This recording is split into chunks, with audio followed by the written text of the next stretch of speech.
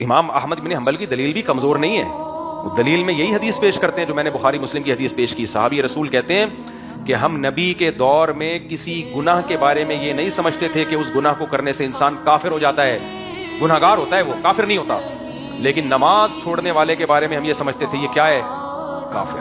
باقی تینوں ائمہ کی طرف سے جو اس کا جواب دیا جاتا ہے اس حدیث کا وہ یہ ہے کہ بھائی چونکہ اس زمانے میں کافر ہی نماز چھوڑتا تھا، مسلمان کے بارے میں تصور نہیں تھا، تو اس لیے جو نہیں آ رہا ہے اس کا مطلب تھا وہ کافر ہے.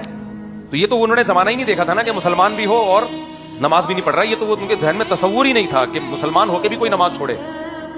تو راجح بات یہی ہے کہ نماز چھوڑنے سے انسان کافر نہیں ہوتا، لیکن اس سے یہ تو پتہ چلتا ہے کہ صحابہ کی نظر میں اسلام کی جو سب سے بڑی علامت تھی وہ کیا تھی، نماز.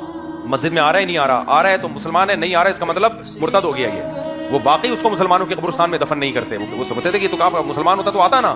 لیکن آپ سارے بے نمازیوں سے پوچھو، کہتے ہیں اللہ بہت غفور رحیم ہے، اللہ معاف کرنے والا ہے، اللہ مغفرت کر دے گا. اس کا مطلب یہ تو اللہ کا ایک طرح سے معاذ اللہ کے حکام کا مذاق اڑانا ہو گیا. کیا خیال ہے، مذاق اڑانا ہو گیا کہ نہیں ہو گیا؟ وہ کہہ رہا ہے درجنوں جگہوں پہ علامات بیان کر رہا ہے مومن نماز قضا نہیں کرتا.